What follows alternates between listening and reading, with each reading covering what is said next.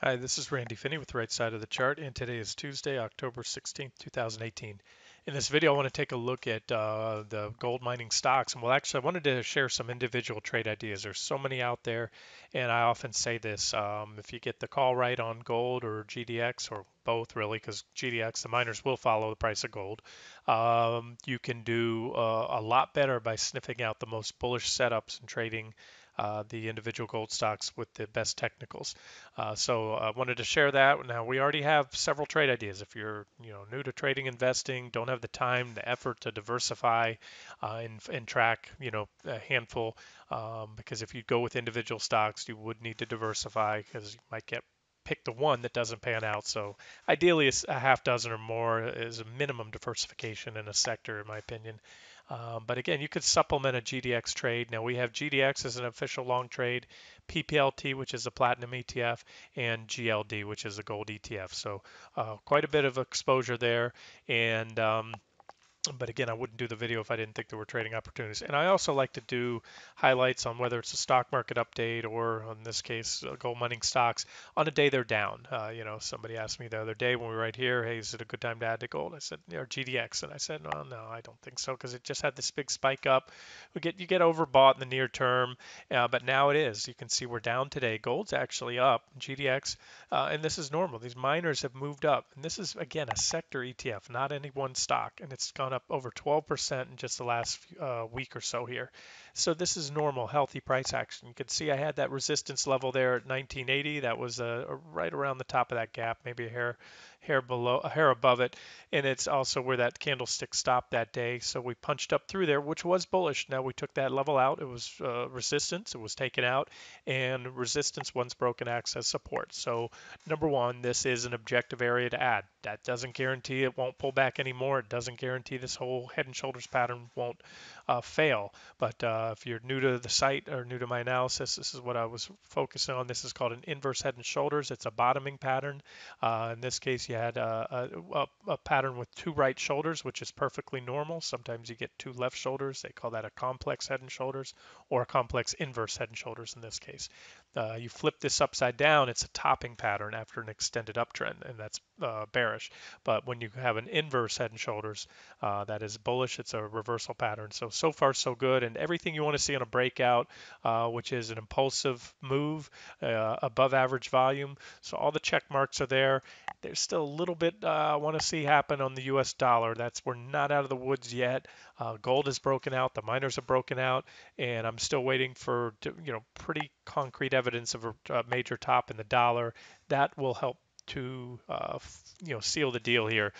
So I just wanted to point that out, that there's a couple more check boxes really in the currency arena that need to be done. But right now, so far so good. We're profitable on all these trades, so let's just continue on from here. In fact, we've already hit the first target. This one had targets.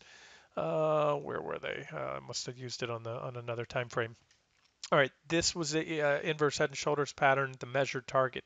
You take the widest part of the pattern from the head up to the neckline, which is that yellow line, downsloping line, and you add that to where it breaks out, and that gives your measured target, which in this case comes in perfectly with a major resistance area, and what would have been and still is my target anyways for GDX, my final near term. I should call it near term swing target because we have the potential for a major bottom here. Just the potential now, but that may continue to firm up. So there it is. That level's around 21 or so, and you can see how perfect that pattern measures out to that target. And that's very often the case when I see these type of chart patterns. They measure out, their technical measurements comes right into a key support or resistance level, an area I would have targeted anyway. So I like that one. And again, I don't want to spend any more time on it. It's objective here. Like any trade, your stops will depend on what your entry price in. Maybe you're layering into gold here, GDX, averaging in. But I think it looks good here around the 1980-ish level. Oh yeah, and of course this is where the official trade was based off the 60-minute charts. We were just on a daily chart with that IHS pattern. So here it is. We had this bullish falling wedge. They managed to not get us this time around. Stop was set on a daily close, not any move below 1750. So they ran it a couple times below that 1750, but never managed to print a close. So we're in that trade.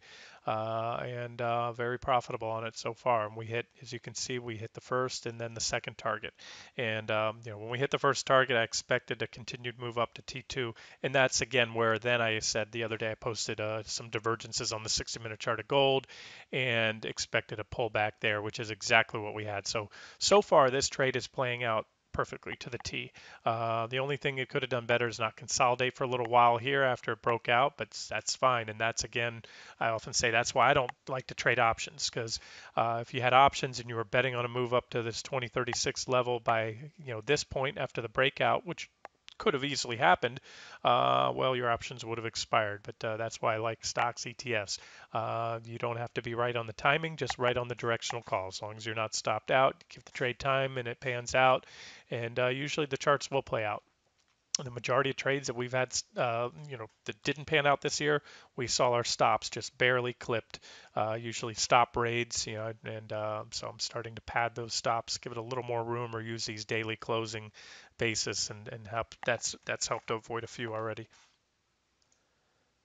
Gold, as I said, looks good. Here's the daily chart. There's a downtrend line, a little cluster of consolidation, extreme divergences, overbought readings, oversold, I'm sorry, bullish technicals on the long-term chart. I don't want to spend much time because I have a lot of trade ideas to go through. So let's just show you that so far gold is just a persistent bid. We had one little day of profit taking so far after that very bullish candle, bullish on the daily. We had a weekly bullish candlestick as well, and follow through. But there's some resistance overhead. Nothing goes up forever. So like I said, this trade still looks very constructive. And now let's just dive into these individual trade ideas in no particular order.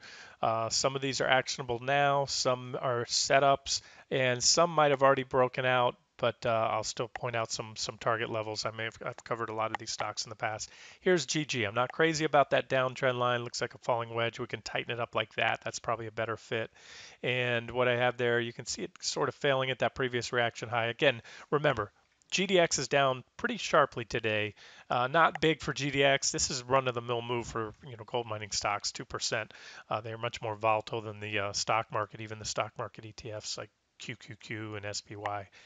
But there it is. So a back test here.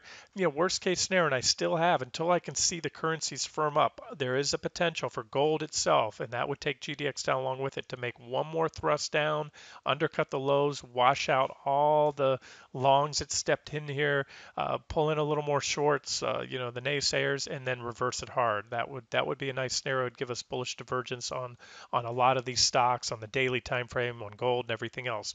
It's not my preferred scenario, but I'm certainly wide open to it, and can just say that I'll be using that as a buying op if we get it, if we do get that other flush down move. As of now, at least, if the charts change, then so will my analysis. Gold, GOLD. That's not Gold Shares. That's the company, Randgold. And this one's gotten away a little bit here, but just to show you how well the technicals work on these, there's a breakout of this downtrend line after a divergent low. I love those bullish divergent lows. There it is, popped up, took out the downtrend line, back tested, perfect back test, and then boom, off to the races. So there's more upside if you're in this one, but I expect a reaction here around $83. That's my first target. And again, this is just near-term targets. If that case for gold, especially on the weekly chart, and the case that I'm making for a top in the U.S. dollar, they continue to firm up. We're looking at moves that could easily take out the 2017 highs. I'm just pointing out some near-term targets and how to trade these, whether you're taking profits or looking for an entry on a pullback or a breakout above resistance. All right, we're going to go a little faster here. AU had this little downtrend line breakout, came back down to this one here, but it put in a nice divergent low. The big level to me is 893. It was support before, and that support you can see broke. We tested it from below several times, and then boom, a breakout right there. Hit this target of mine right here. 993 was my first target. We're consolidating around there, and whether we come back all the way into 893, or I would step in if it gets there around $9.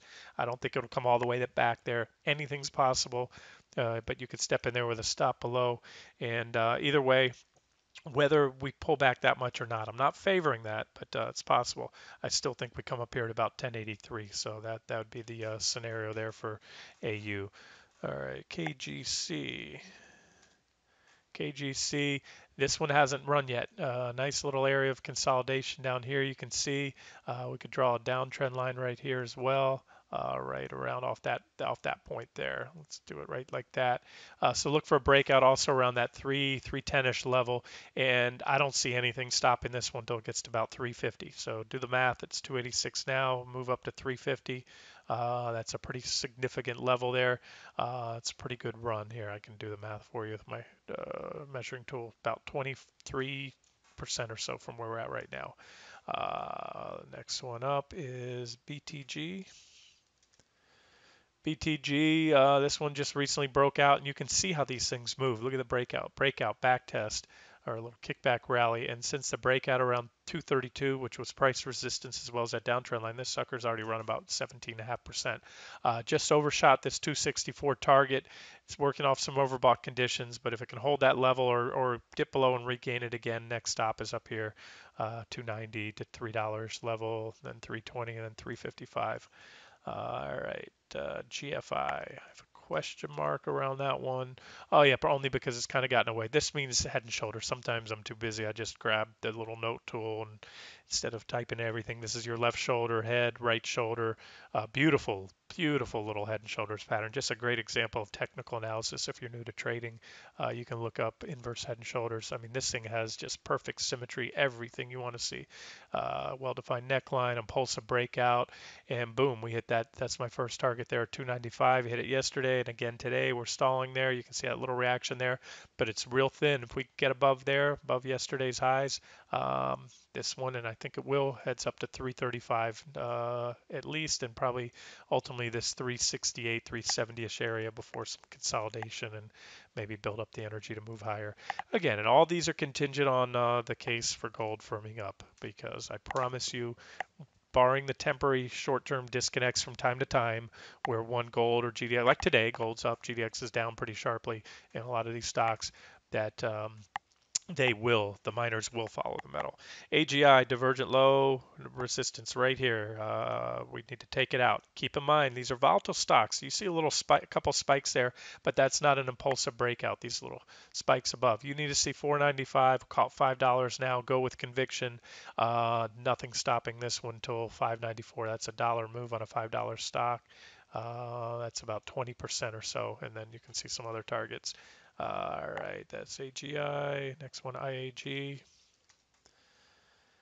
IAG, little wedge type pattern, divergent low, has not broken out yet. Resistance around $4, not super well defined. Let's move that up to those recent highs, about 412. So this one needs to take out 412, a punch up through there, 465, and then I'd actually prefer this 485 level as the final near-term target. So it's at 384 right now. If you're a believer in gold, you want to step in even before the breakout, that's about 27% up to that 485 level. And of course, cuts both ways. These suckers are volatile. Do not get married to them. Use stops. Don't let your losses get out of hand, because these miners can move when they want to move. SBGL. Sorry, I'm having a little issue typing here. SBGL, a nice downtrend line right there, breakout. A lot of these were highlighted in recent videos, and there it is, divergent low, breakout, already hit that first target resistance area there around 336. Brief momentum fueled overshoot, but it's pulled back in now, backfilling yesterday's gap. Again, a little consolidation, and you can see my targets up here, and this would be my near-term swing target zone. We'll call it around, let's say the bottom of the zone around 566, but I think you will definitely have or most likely have a reaction there about 439 first if we get there. If you want to, because sometimes I like to actively trade. And again, it all depends on what gold and the other miners are doing at the time. But when I talk about that, something like this, come up there, take profits. Wouldn't short. I don't like to short these miners when they're in an uptrend because they can just blast on through resistance levels and keep going. But that's what it would look like. A little reaction there, another reaction around 566 if and when that's hit. HL. Hecla Mining, there it is, nice little downtrend. Like a lot of these stocks, it's basing. Many of these stocks I've showed you already have been basing for a while. Some have broken out, some haven't. This one, when it breaks out, my expectation is for a move up here. we'll call this a target zone, about that 346 level, as well as this downtrend line. This is a little more significant. And then just above that is resistance as well, about 380. So let's just call that a target zone, an initial target zone, because what I would expect if when this breaks out, a little pullback, and then ultimately going to break out. And this is a very well-defined, high probability swing target, 462. A lot of reactions along that level. So that's would be a nice swing target to maybe book some profits, let the miners cool off, consolidate, and build up the strength for the next run up after that point, if and when we get there. All right, ABX, question mark by this one. Barrick Gold, because it's a little stretched. We had a nice divergent low here, and there's this downtrend line it needs to take out, as well as this level here. This is a busy chart. I haven't had a chance to clean up all the annotations and all these charts. About 1260. Longer term, I think it works out here, its way up here to about 1546. All right, next would be OR. OR broke out of this bullish falling wedge, but had also 790. That was a key level. I can see some consolidation there. A lot of uh, we had reactions there, so that was a key level. 790 was taken out, popped right up to 844. Remember, I use log scaling. That's a big move on a stock that's 790 up to 844. Another way to look at it, if you're not numerically inclined, is just move the decimal. So that's like a $79 stock going up to $85 in short order in just a couple of days. So that's a pretty big move. That would give you the same, returns in percentage terms, that is. All right, so 844, 890 in this downtrend line. So there's my next target, and this one looks something like this.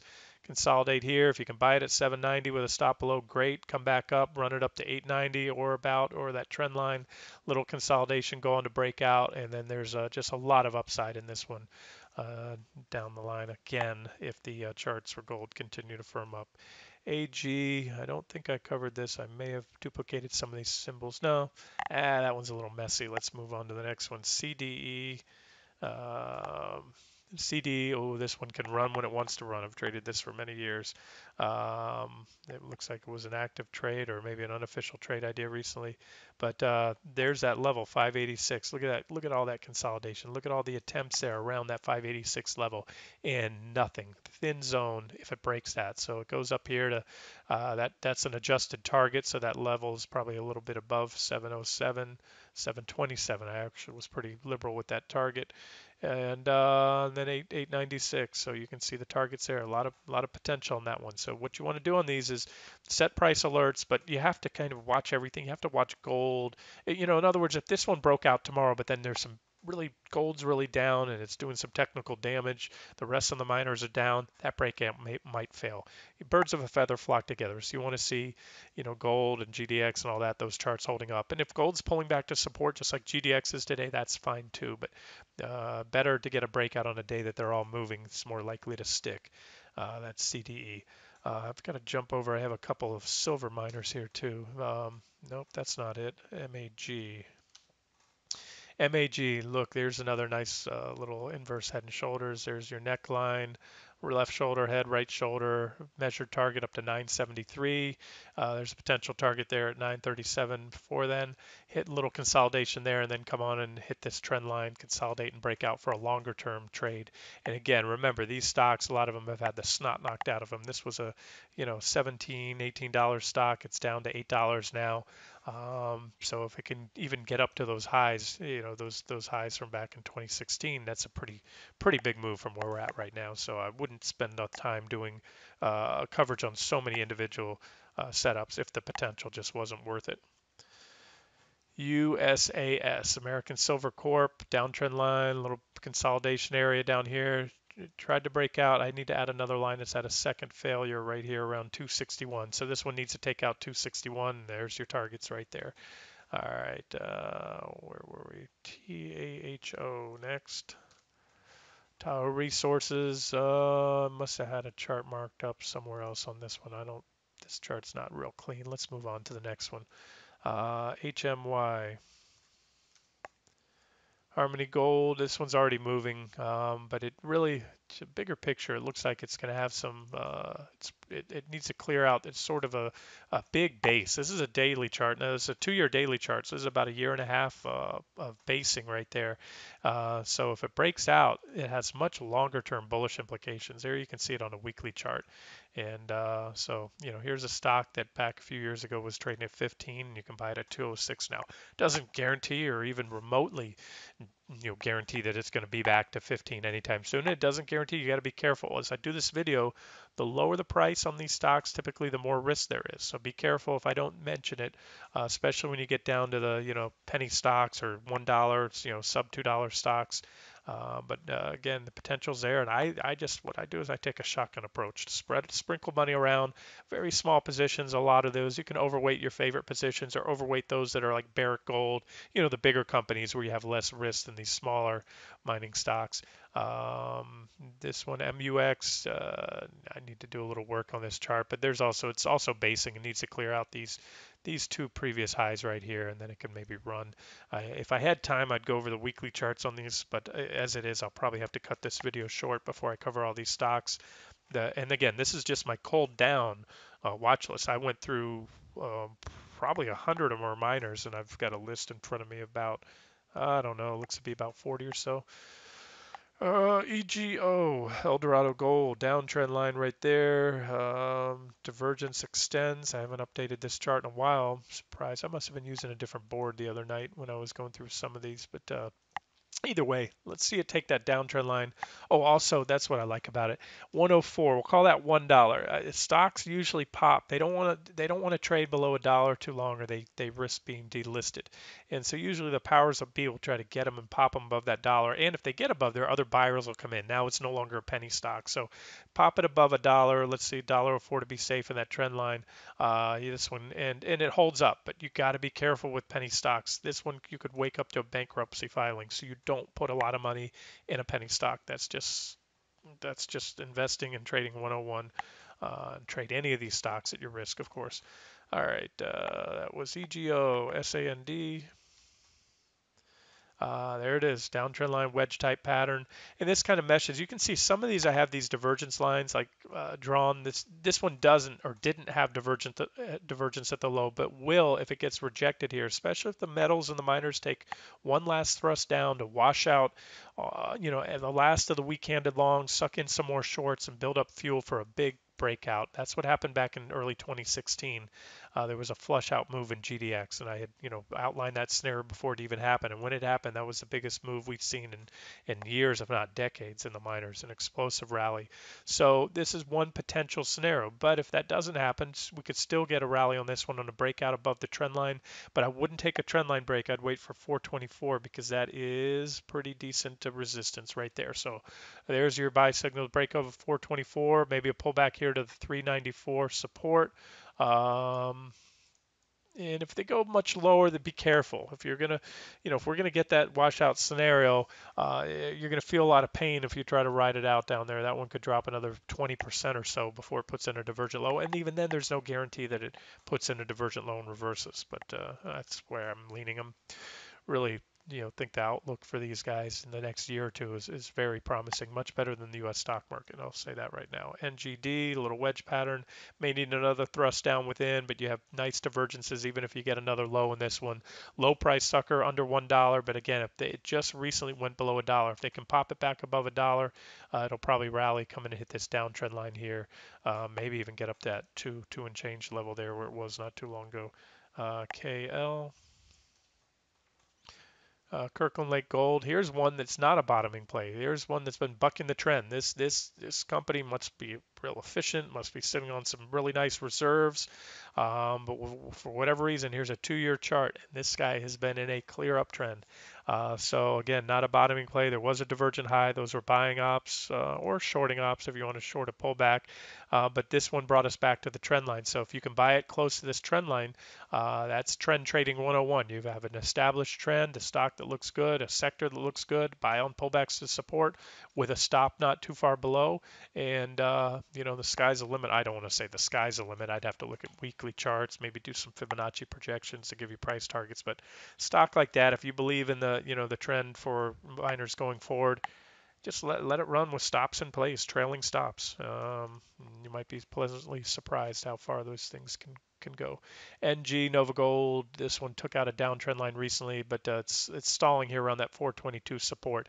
If the miners can get another thrust up, or particularly this stock, I think it's objective long right here because it's back testing dual both price support and trendline support. So you buy it here with a stop not far below for the next thrust up here to 488. That'd be the next target, and ultimately maybe up to there to 621. Again, that's the actual resistance level, not an adjusted price target. You want to sell a little below 621. GORO. Goro Gold. Well, since I found this one, the train has left the station. It's already hit my 651 target. Had a nice divergent low right here. I'm referring to bullish or positive divergence on the indicators, PPO MACD. A nice support around $5. It overshot it briefly, but you can see all the reactions along that $5 level. So you get it again at $5. I don't want to see it back to $5. If it does, it would show that this breakout may fail. And again, we then may have to undercut it and put another low in here and pick them up later at a lower level, extend these divergences out. But either way, if it can take out 651 with conviction, all it has in front of it for resistance, at least in the last couple of years, is that previous reaction high. So that one could run. DRD. There it is. Ooh, nice downtrend line. This comes back. I've got to go back longer. This goes back all the way to mid 2016. Well-defined downtrend line, divergent low. Everything I like to see. Breakout. This one's up today, bucking the trend, up 3.6%. I'd have to check volume on it, but there's your targets around a target zone around 280 to 290, and then $4. So a lot of meat on the bone for these if they do play out again. That's about a 53% gain. All right, I am going to put a mark here. This is DRD because I'm more than halfway. I'm about 2/3 through my list, but I don't want this video to go over half an hour. So we're at the 26-minute mark, a little over. Wrap it up here. Give me feedback. If you guys out there, if enough people trade individual stocks, you're comfortable with them, I will do more of these videos. If also let me know your feedback. If you watch the video, you appreciate it, but you like to stick to ETFs because you don't have the risk of a one single stock having a big surprise to the downside, a gap down, something go wrong. There is benefits to trading an ETF: the liquidity, the simplicity, and the diversity. So please, at the comments section below this post, I'd love to hear your thoughts if you want me to keep these coming or just focus mainly on the ETFs and metals themselves. All right, this has been Randy Finney with Right Side of the Chart. Hope you enjoyed it.